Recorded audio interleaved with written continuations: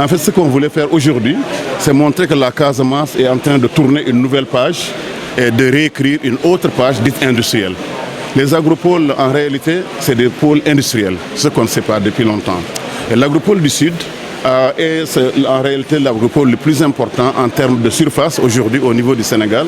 Et nous avons voulu le lancer d'une façon différente. Vous savez, la plupart des projets de l'État, une fois que c'est construit, l'État se désengage. Cette fois-ci, on ne va pas faire cela. L'État va être là aux côtés du gouverneur, des préfets, des sous-préfets pour accompagner maintenant la prise en main des infrastructures et des opportunités par le secteur privé. Le rôle de l'État n'est pas justement d'exploiter des usines, ni de construire des usines. Le rôle de l'État, c'est faire en sorte que les entreprises aient accès à la terre, aient accès aux surfaces bâties, mais surtout accès à l'eau, à l'électricité. Et ce qu'on va faire ici. Donc c'est pour cette raison-là que j'ai voulu, aujourd'hui, inviter une soixantaine d'entreprises qui sont là. Certaines ont déjà fait les réservations. J'ai le plaisir de vous dire qu'on a pratiquement une douzaine d'entreprises qui ont déjà réservé. Vous savez maintenant, l'agropole, ce n'est plus seulement 85 hectares.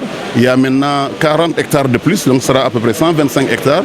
Donc c'est dire qu'on est parti pour construire ici le plus grand pôle industriel de toute la Casamance. Donc l'appel que je voulais lancer à toute la population, c'est déjà de venir s'inscrire ici.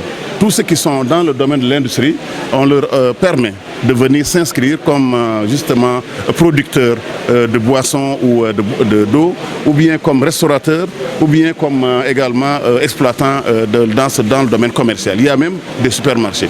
L'autre, c'est la jeunesse de Casamance. Pour leur dire qu'aujourd'hui, vous avez maintenant une opportunité. L'agropole, son objectif, c'est créer 30 000 emplois à terme, voire même 35 000 emplois directs et 14 000 emplois indirects. C'est dire qu'on est en train aussi de transformer la Casamance. Mais ce n'est pas tout. L'autre objectif, comme l'a dit tout à l'heure M. le maire et M. le gouverneur, c'est que nous allons construire une nouvelle ville autour de la fonction de travail. Le maire l'a dit, on aura une zone HLM à côté, avec mon collègue le ministre de l'Urbanisme, qui va permettre aux gens de l'agropole de disposer aussi d'espaces où habiter ou louer. Parce qu'on ne veut pas seulement que les gens viennent ici et rentrer à 10-15 km, on veut que les gens habitent ici. Ce modèle, c'est ce qu'on va faire dans tous les 9 départements de la Casamance naturelle, de Kolda à Oussouye, en passant donc par Bignona, en passant également par Marsassoum et par Sédhiou. Et c'est ça qu'on va faire dans les 45 départements du Sénégal. L'objectif, c'est d'augmenter notre taux de transformation des produits agricoles. Comme vous le savez, au niveau du Sénégal, le taux de transformation est à peine de 15%.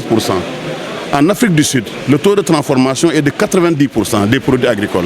Et tant que ce taux de transformation de l'anacarde ne va pas être élevé, en fait, nos pays ne pourront pas se développer. C'est pour cette raison-là que l'agropole va faire de l'anacarde, mais pas que de l'anacarde, va transformer les mangues de Casamance, mais pas que ça, va s'intéresser à tous les produits de la Casamance, du mad au ditach en passant par même les produits qui ne sont pas disponibles, qu'on peut importer, le soja, les huiles et tout cela.